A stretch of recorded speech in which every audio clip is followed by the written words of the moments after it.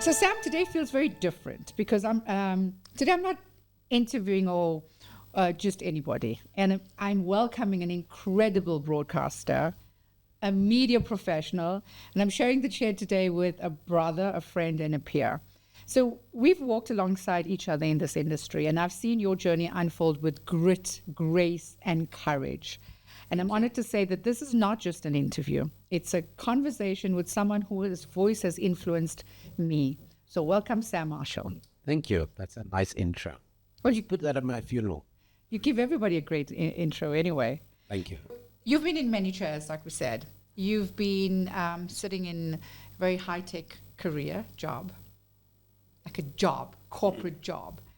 Then you were in the presenter's chair for many years. Everybody knew you from a television perspective. Then you in an executive chair and always a friend's chair. And each of these chairs carry a weight of responsibility. And they all demand something different from you. When you think about that, how do you feel how do you feel as a symbol of somebody that is so full circle? Okay, so that's weird because obviously that's a great question, but it's weird because I don't think anybody thinks of these things as you are moving through life.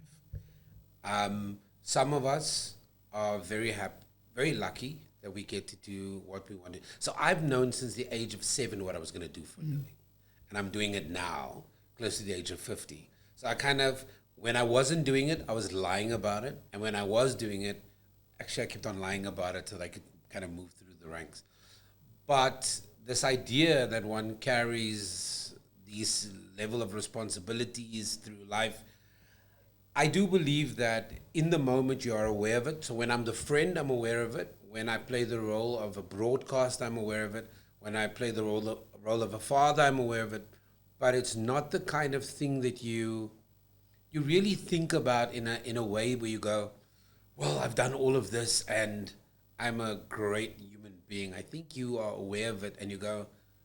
So I'll give you a practical example. My son turned 12, like 2 days ago. And there was this moment that I realized at 12, he doesn't need a father who treats him like he was 9, right? And that was a conversation in the car. And I asked him, I said, boy, why are you no longer friends with this kid?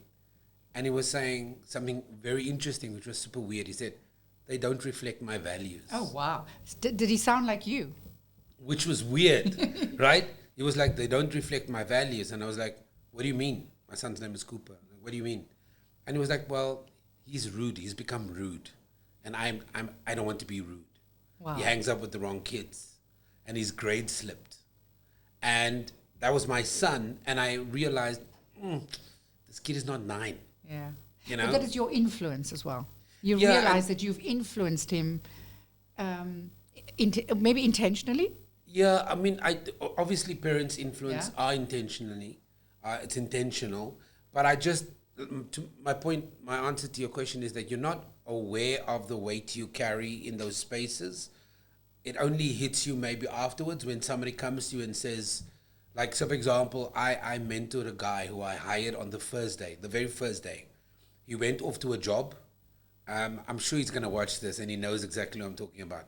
He smashed my car on the very first day of the job. And did you get upset? I got upset, but there was something in him and I did not fire him. And then a week ago, he walked into my house and he said, here's my father. And we've had that relationship for it's probably 12, 13 years. And he every time we talk now, he's at that age, he's got 2 sons, and he says, you're the dad I wish I had, because he didn't grow up with a father. So what is the most defining pivot in your journey, personally and professionally? So, look, personally, it was divorce, because nobody gets married to get divorced. I think everybody gets the first one out of the way. Maybe. Maybe. Decided. But yeah, I think that was the issue. I have been very fortunate, which is weird. I've never had to pivot my career. I've just added to my career. So when I started off a show, it was could I produce, then was could I executive produce, could I do stuff. So it's the same thing but kind of evolved. So I've never had to go and say, like, we know people that are in the industry, but then they left for 5 years to go do corporate and they ended up somewhere else and then they come back. I've never had to do that. So I'm very blessed. I've been doing the same thing, since I started my career, which is good. I've done it in different spaces. Now I do it for myself as well because I own my own platforms. But I've never, thank God, I've never had to leave. Yeah, I've been blessed actually. So I think your presence is actually what I always think defines you. Because when you walk into a room, there's an authority, a level of authority, and I think you are the calm in chaos. Oh, Have you ever thank thought you. about that? To be honest with you, I genuinely want to be that. Yeah. So I aspire to be that. I generally don't. I know, we talk about this often about being in our soft era. I am in my soft guy era. Yeah, I'm in my soft girl era. So, I literally am, and you know what it means? It means that you can't walk up to me and rile me. You can't. There's nobody that I want to fight. I have no desire to fight anybody. I have no desire to fight with people. I have no desire. If I can have a beer with someone, have a coffee with someone, have a drink with someone, engage with someone, have a laugh with someone, I'm heading that way, 100%. So in all of that, what kind of tools have you used in your entire life? And I would think it would be different when you were younger and as you got older. Like, did you have to change your mindset? You're a person of faith, I would assume that you tend to lean on that. Yeah, I'm not a Bible basher, Yeah. but I'm in church every Sunday. When I was younger, I was a brawler. I would take you on. I didn't think of where I was, who I was in front. I would grab you.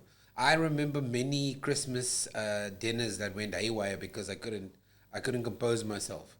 I remember even brawling with my older brother on Christmas Day, right? Literally with our family there. We're busy attacking each other on the couch. But I'm no longer that person. I'm not the person that needs to rise to every occasion, and not everything that is said at me is aimed at me. Sometimes people just vent and you happen to be there. Sometimes people have bad days and you just happen to be in line of sight, but unless somebody walks up to you, put their finger in your mouth. I mean, other than that, I don't really have an issue with anybody, with most people. But I think it happens when you have kind of moments in your life that teaches you, that humbles you. Time is a great teacher. Learning, and you can't do this job. You can't interview. Like right now, I interview 35 people a week. There's not a lot of people in the world that get to speak to 35 people a week. And you enjoy doing that. I mean, I tried to do one of your shows, and it was actually quite exhausting because I had to do different topics, and I was like, how does Sam do it? And you do it with such grace. You do it with such grace. You make every one of them feel important. Thanks, because today I had a conversation with one of the heads of the Cupcake of Hope organization. They literally make thousands of cupcakes and they raise over 2.3 million rand.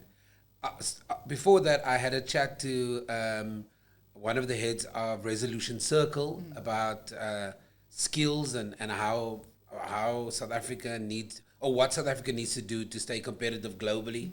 And then I ended up talking to a politician from America who's here on holidays. So you had to just keep changing. So like because I'm having these different conversations, it's very difficult to stay in a box. Now most people get to speak to the same group of people, but I don't. And you have to be very well versed on all of this, of course, and that's what you do. Yeah, or just willing to kind of go along with the journey and listen. Yeah.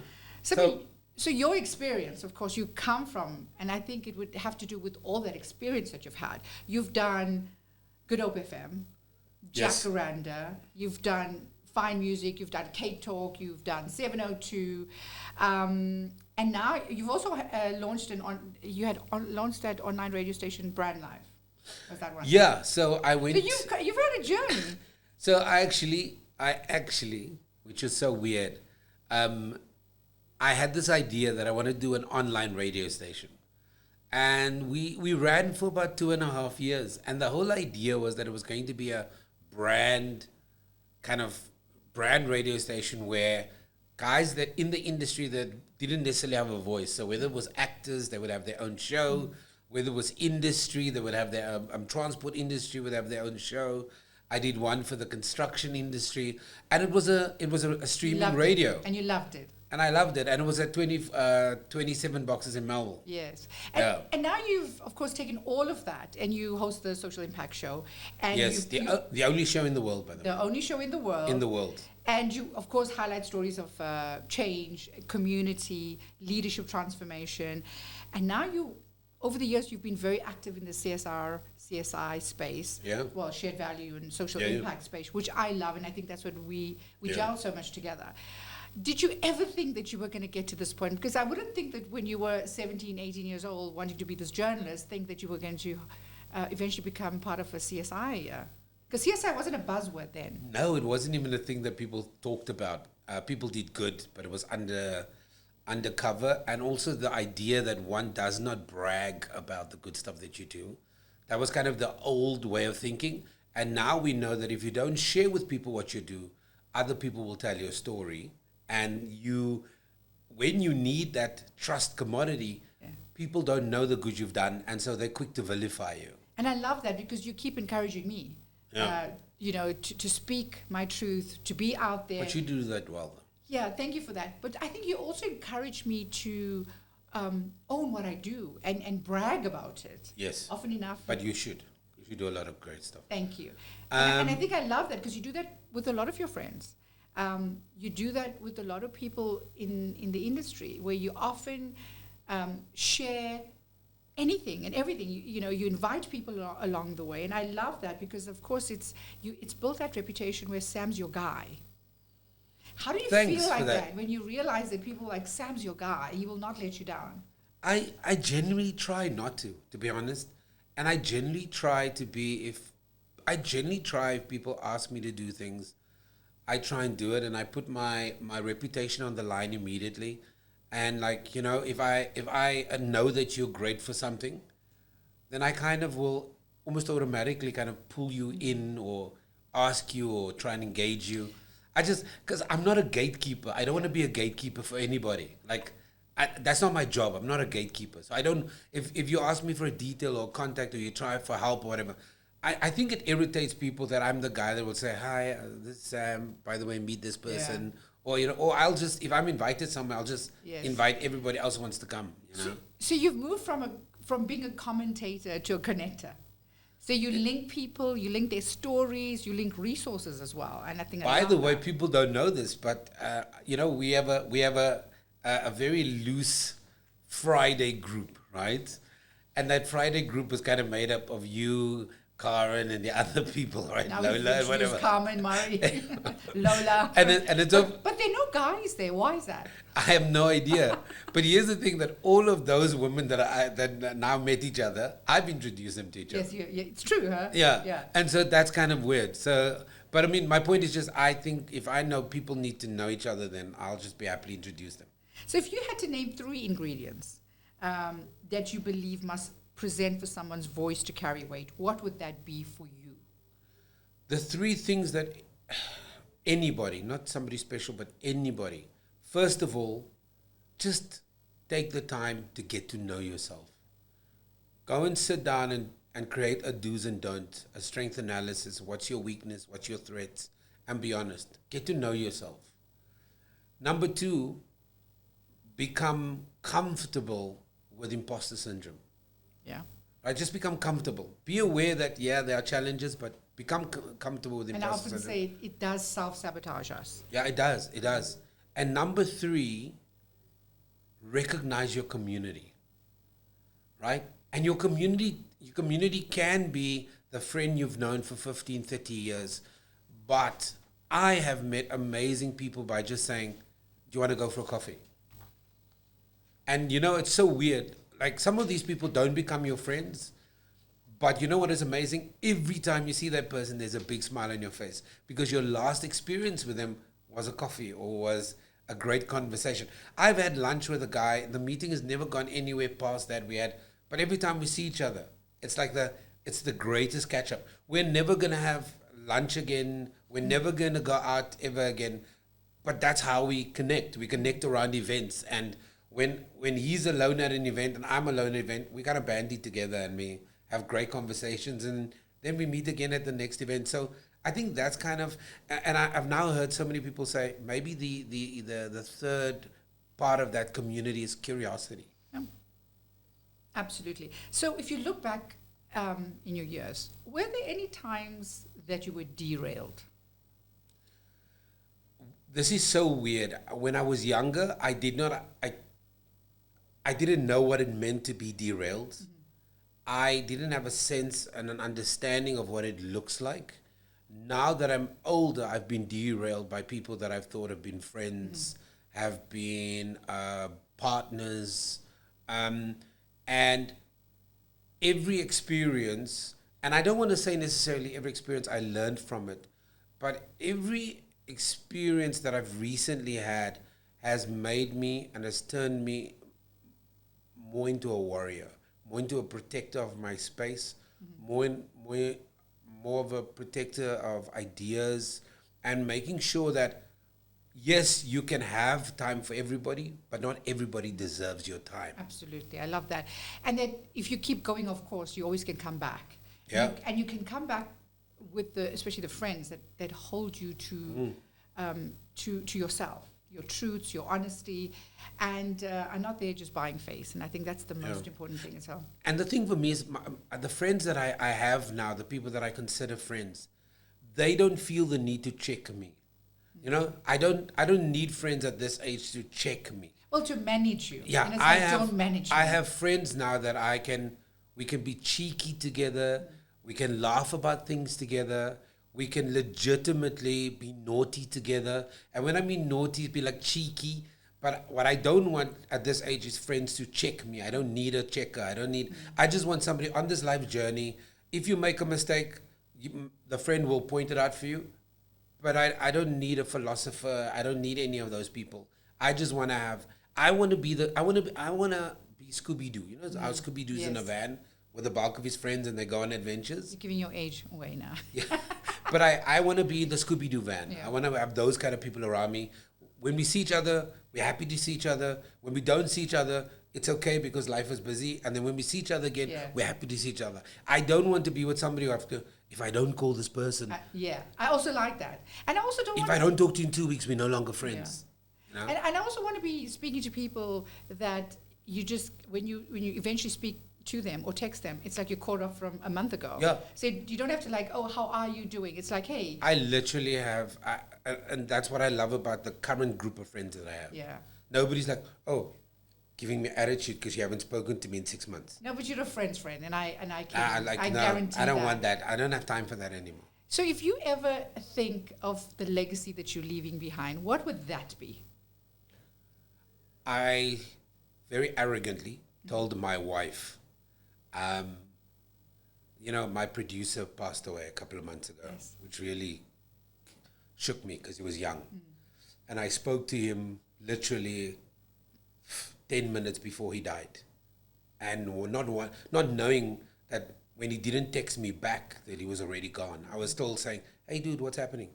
And then to get to see the vehicle that it was in and how he died, and it was horrific. So I very arrogantly told my wife after the funeral, hey, by the way, when I die, you're going to need a stadium. Because there's just so many people. Initially, when I thought I was going to die, I thought there'll be like 5 people. No, but right? You will have a stadium. And I said to my wife, but I was being very cheeky. And I was saying to her, you're going to need a stadium because so many people, I speak to so many people and I engage with so many people or whatever. And she was like, she gave me the side eye. When wives give you the side eye, you know what it means. Shut up. But my legacy is very simple. I'm not going to be cliche about it. I want my family and my friends to be touched by my death. But I think equally they should be touched by your life. Yeah, no, but because you are living your legacy. No, for sure, but life is for the living. Yeah. People look. Keanu Reeves, who I think is brilliant, said because I think it was Jimmy Kimmel or Stephen Colbert that asked him, what do you think happens to you when you die? And he says, well, I can tell you this much. The ones that love you miss you. Yeah, true. And that is what I want my legacy to be. Is that I don't care whether they put up I don't care if the guy said, oh, he was a great business guy, but I want my sons to sit and become emotional when they talk about me the same way I do when I talk about my mom. Yeah, and you do. You have a very somber moments when you talk about your mom. And I know that was the time that was deeply, deeply painful for you. And sometimes you said you still have not gotten over that. Yeah, I haven't. It's. I think that's a sign of being a good parent when your children, they live their lives, but when they think about you, it still carries. It's not just for me. It's my twin brother, my sister. Yeah. My mom was an amazing person. I often, when you do refer to your mom, it seems as though your mom was one of the loves of your life. Mm-hmm. She was so cool. She was. Yeah. She was an awesome person and super funny as well. Well, and cheeky. Well, very cheeky. Well, I would think that as she listens to you from heaven, she would say, "That's my boy," because you have made her proud. Yeah, there was this one moment I was in the car with my mom and we had I was talking a whole bunch of smack, and then we were coming from her apartment. She was living in town off Long Street. We were coming and we were going to lunch. So we used to do lots of lunches. And then in the car, because there's a moment when you're no longer scared of your parents. I mean, you just there's nothing your Sometimes parents can the do. Other way around. There's nothing your parents can do to you because you now know. Huh? And I said to her, I looked at her and I just looked at her and I looked away and I said, I think, Mom, you need to get laid. Did you tell her that? My mom brought that up every day for 2 years. Well, at least you... she literally brought that up every day. She said, it doesn't matter what we talked about. She was like, yeah, because I need to get laid, right? But you had that great relationship with her. Yeah, no. But I was being cheeky. And I was trying my luck. And I knew she wasn't going to, backhand me. Because, colored moms still backhand, but yeah. But you know what? Again, she did a good job with you. Yeah, no, she was awesome. So, Sam, we come to a part where we do this influence equation. Yeah. And we talk about our guest's influence. And I have done your influence equation for you. As your friend, I've seen how you don't just pivot for yourself. You've created pathways for others, and that's a powerful trait of influence. So we've drafted a version of what your influence equation might be. So we've used the variables credibility plus consistency plus intentionality plus empathy plus amplification. Okay. And all of this is about self-serving. It sounds like self-serving noise. You said you're going to take this to show your wife. What do you think about that? Yeah, I mean, look, are they concretized in the way that I think they are? Not really, because I think I'm still, and it's not just a me thing, it's everybody thing. I think I'm still on the path to building more credibility. But it's you authentic already, and authenticity gives you permission to be heard. Thank you. It's something that I'm still working on. The credibility thing, I think it's a challenge for everybody, because I don't think credibility is something that's permanent. I think it can be lost. So it's something that you kind of work on all the time. And but it's also like a track record. Yeah, I think... So you got it. So it's a constant. It's a constant evolution of trying to do better. But also, more importantly, credibility also for me, as you get older, ties into, can you be trusted when you say something? Do you show up when you need to? What's the level of quality? And that ties into consistency as well. And authenticity. Because then you give yourself permission to be heard. Yeah, and I think it's things that I haven't perfected yet, but yeah, you kind of move along and try and get better. So we looked at your influence equation. It is credibility, plus consistency, plus intentionality, plus empathy, plus amplification. And it sounds like a self-serving noise, but I'm allowed to say that for you because this is how I see you. Yeah. I mean, of course, from a consistency perspective, it's about you follow through. Over time, you are guaranteed that Sam Marshall will always be there, will be a man of his word. And this is what you can share with your children, with your boys. Yeah, but now explain the self-serving noise to me. Well, I'm saying it because it sounds like if you do it and if you say this, it will be self-serving. It's like I am. But can I agree with you that it is self-serving? Can I agree with you to I'm element? trying to make you sound a bit humble. No. But I want to say this. It is self-serving, and I'll explain to you why it's self-serving. It's self-serving because it actually does come to this idea that I don't want to become biblical here, but I want to be treated the way I treat people. Yes. And so it is self-serving. It is, yes, I can help. Of course.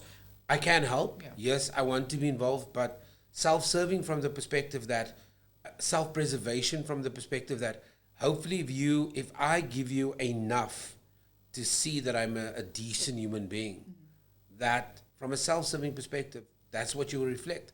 I often say this of a friend of mine. When people meet him, they think he's arrogant. He's not arrogant. He's knowledgeable. He's got the scars. He's done smart. the work. And so self-serving in that relationship is that I defend him in rooms where people say, but he's a bit arrogant. I'm going, no. You don't know his story.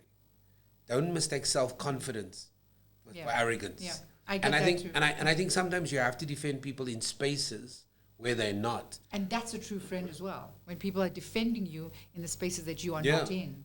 And I feel that, so from a self-serving perspective is that I hope my friends do that too, or the people that know me will go and say, yeah, because it's easy in the industry for people to walk up to you and just talk rubbish about that person, and I'm I hope somebody will go, no, but that's not him.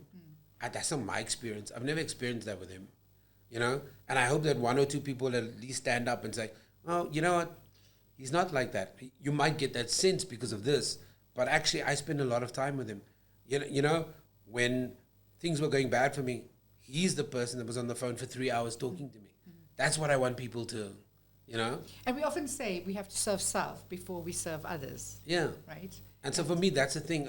Self-serving for me, it is, I do want to get out what I give. And you're living it through your work as well. Yeah. So we talk about credibility, we've spoken consistency, intentionality. I intentionally have decided every morning since, and it was so weird. My mom died and my life did a complete 180. And then all of a sudden, there was this reality that whatever the remaining years of my life will be, it will not be as long as the life I've lived with her. Right? Yeah. So that was the first Painful reality. truth as well. Yeah. And then the second reality was, as people around me that I knew well started dying, I started looking at life a little bit differently. The last person that I also kind of hit me was when Sidi Madia passed away. The NCA reporter that was, we all saw her great interviews. She was fairly young. And I just woke up one morning and I'm going, what are we fighting for? Like, what are you fighting for? Why are you angry when you could be happy? Like, And what of joy. What is it in your life that is so far up your ass that you can't pull it out and go, actually, I'm going to decide that I'm actually going to live with a little bit more meaning. And so every morning I wake up and I play music. And so if you stand outside my door, on a Monday you might hear Latin music. On a Tuesday you might hear classical music. You might hear a man sing loudly off key. But That could be you. Yes, but I get to wake up every morning now the way I want to. Not to say my life is not perfect, but I don't wake up in the morning, jump out of bed, and my face is upside down. My sons, when they see me in the morning, is, hello baby, how are you?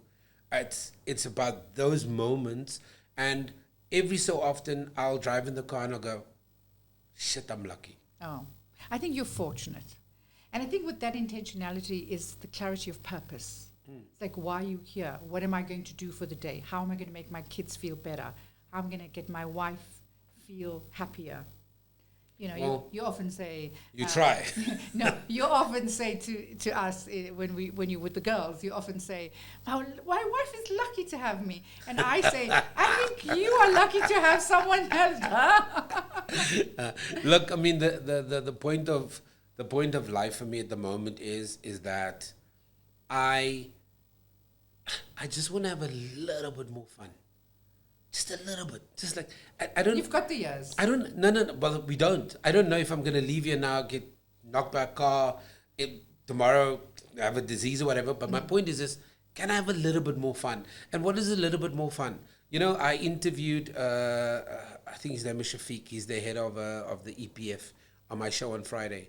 And he said something so profound. He said, every year I plan my life. And when I plan my life, I plan how much fun I'm going to have in my life. In fact, and I've never planned my year with the idea of how much fun will I have in 2025. It was all about budgets, targets. This is what we need to do. Yeah. But he allocates fun in his year. So moving from fun to empathy. Yes. Being able to see, feel, speak into the world of others, not just from your own advantage point. You are an empath. Yeah, thanks. Okay. I hear you. I think I always say that you want to be this alpha guy. When we're together on air, I always say to you, you want to be this, alpha guy, and this is how a guy should be, and this is how. And then you often, when I share some messages with you, and I'm like, oh, this guy said this, and you try to be like that big brother alpha. I got this. Sam, you're an empath. You feel. Yeah, but I think that's the new archetype for men is that, you could have many conversations. You're still old school though. I'm very traditional. Yes. So for me, but it doesn't work. Empath and old school doesn't work. No, but that's what I'm saying. In this new environment, I think one can spit and talk at the same time. I think one can be very traditional in one's mindset, but think at the same time that you need to create space for others to be authentic and real. Mm-hmm. You need to be able to not want to dominate and control every space. And so I think there's this new type of... when I grew up, I didn't see my dad for weeks. My dad would go away and then he would come back and it would be normal and whatever. Currently as a father, I don't know a single man who could walk up to a group of dads and go, hey, how you guys doing? Oh man, I was just on the biggest holiday. They all go like, where are your kids? So we've done so much work on trying to kind of change the kind of dad psychology that men are now holding each other accountable. On a Saturday when I go to a soccer match, majority of the people on the sidelines are men. Mm. And I love that, when you compare your time spent with your dad versus all the time you spend with your boys, you're such a boy dad. You're a boy dad, and you often also speak about things. Like you said, let's have a men's conference. You guys always talking about women. We need to have a men's conference. And I love that you are as much as you're an ally for women, you also equally are so want to take the guys along. You want to... So let me just say this. My eldest is a girl. Her name is Eva. Yeah. So Eva is just this amazing, super smart, young girl who in many ways are like me. Right? In many ways, she's outgoing, she thinks. And then I've got my three boys, I've got Cooper, Hopper, and Jagger, and they all so different. But at the same time, I legitimately, I'm a father to three amazing boys and an amazing girl. But she's the eldest. And so because in my household, I don't draw distinction between age, so I think sometimes what people will do is they'll go, I know my eldest is a girl, but the eldest boy, I'll kind of give him those privileges. My eldest daughter has the privileges. Yeah. Because she's the oldest. Yeah. So she'll get a good relationship. She'll get her first car. Yeah. She'll be the first one to get a car, not my son. Yes. Yeah. And that's her job. So you're also a girl dad. Yeah, sure. Yes. But what I have in my sons are, which is a little bit different, is that my sons are deeply emotional. My sons, Jagger's a hugger. Jagger's a hugger and a kisser. Harper is super, super playful. Yeah. And Cooper's at that phase in his life at the moment where he recognizes his father, but he's starting to seriously question things. and he has the ability to ask deep and meaningful questions. So on the amplification, I love how you want to amplify everything. Okay, you read a lot, you're well versed, you know what's going on around the world. I love that about you. We have the most amazing conversations. I love how you want to amplify other people's stories. So you heard about my documentary that went on air. The first thing you sent a voice note. Katie, we need to do a press release. Please send it to me. Send me a voice note. You want to, and that's what you do for probably 100 other people in a week. I love how you amplify stories. You create great partnerships. But can we just recognize that what you were able to do with your partners, you and Matt and everybody else, the fact that you got this, you produced this beautiful piece of work, you put it on one of the biggest platforms on the continent, it went number one. Can we not downplay that? That's a Thank you, thing to Samm. celebrate, right? And so I am very lucky. I'm like a cheerleader sometimes. Yeah. I love the people around me succeeding. Yes. And, I'm the guy in the picture. If you were ever on the red carpet and you invited me with, I'm the guy like going behind you like. No, you would. And Because you would. I love when people succeed. I think it is, because the moment you succeed, now I can come to you and Matt and go, hey, by the way, I've got a show idea. Yes. And if you're not gatekeepers, you're going to listen to my idea and go, I like that, don't like that, blah, blah, blah. But that's the point. We all get to learn and we all get to, Yeah. like now one of us we've done it. We have to shine. Look, one of us have done it, right? Yeah. So now that you've done it, it's like you become almost like the godfather. Now we get to knock on your door. Godmother. We get to knock on the godfather's door, and we need to go and say, like, listen, how do we now open the door for everybody else behind us? Because traditionally that has been a very difficult nut to crack. And you guys did it. And do you remember what your message said as well this morning? We need to celebrate it. We need to celebrate, and you said, I love how you said it, and you remind me of this all the time, is I love how you do what you say you're going to do. Yeah, and I think that's very important. I think you're one of the best examples of somebody who says that when I'm going to do something, you actually do it. Thank you for that. I love that validation. And even at the influencer equation, I told you that too. Yeah. Because you one of the few people, this is the thing, when Katie Mohammed says she's going to do something, she does it. Thank you for that. Thank you for that. And I love that validation. And I love how you help us multiply our voices, because that's what you do as well. So we spoke about credibility, consistency, intentionality, empathy, amplification. You didn't agree with this, right? Because this is how I think of you as No, I agree with the self-serving noise. So I just want because to... it's the minus the self-serving noise, right? So for me, Is that the one negative on the list? Yes, it was the negative. Oh, but I see it as a positive. But you see it as a positive, which is great. And I say, and I'm allowed to say that, because you're not distracted. Okay. It's about you're not distracted. You do not have ego. I do have ego. Well, you have some kind of No, ego. I have massive ego. No, you have. I don't agree. You want to have ego. The thing is, you cannot do this job and have a voice and okay, not have ego. I've got ego. So you're not agreeing with me on No, that. I've got massive ego. And I say you are not inauthentic. You are authentic with your moves. Thank you. Okay, that I agree with. And but remember, all of us, how dare you tell a story? How dare you get your story on one of the biggest platforms? So, how dare you think you can do what you do with other people saying behind the scenes, it can't be done, and you've done it. Surely that's a level of confidence, ego, whatever you want to call it. We're gonna break down ego on one of our shows. Yeah. Because I tend to think that ego, and there's a super ego, and then there's different levels of ego.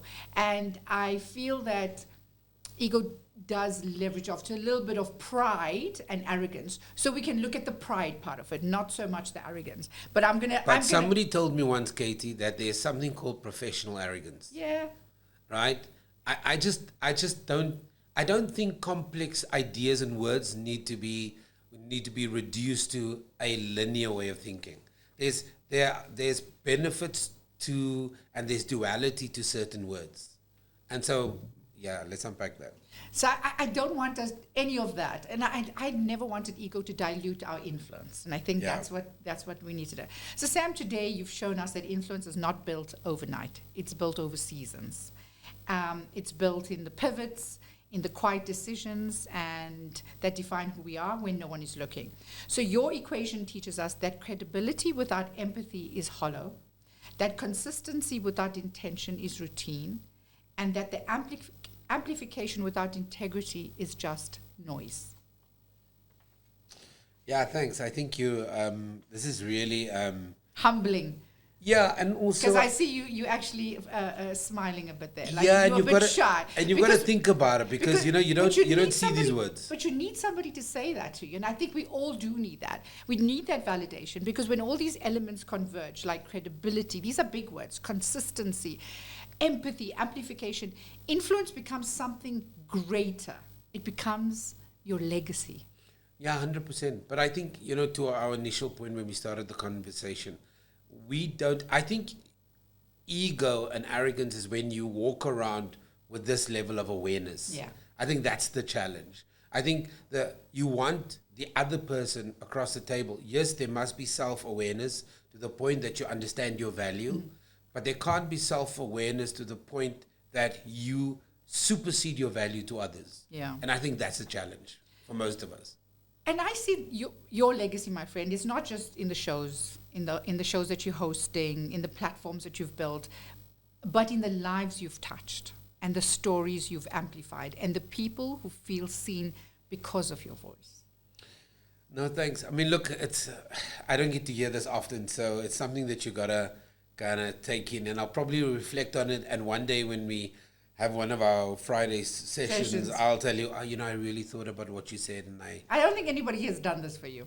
Yeah, no, nobody And- has. and- Nobody has. and This is the first time. And this, Samm Marshall, is your influence equation. And I want you to take away from this with who you actually are and what you've done to the world. And it's one we will carry, because our influence equation is once we will carry after these microphones are switched off. 100%. Yeah, so what I'm going to do is I'm going to blow up this equation that you put on this piece of paper for me. And then I'm going to frame it. I'm going to put it in a gold frame with 2 dragons on the side and a wolf at the bottom and a lion on top. Oh, wow. And then a little zebra in the corner and then a meerkat. Okay, as well. and a softer version. And yeah, and I'm going to frame it and blow it up quite big, put it on the wall, and then I'll get everybody to acknowledge it every morning as they walk by.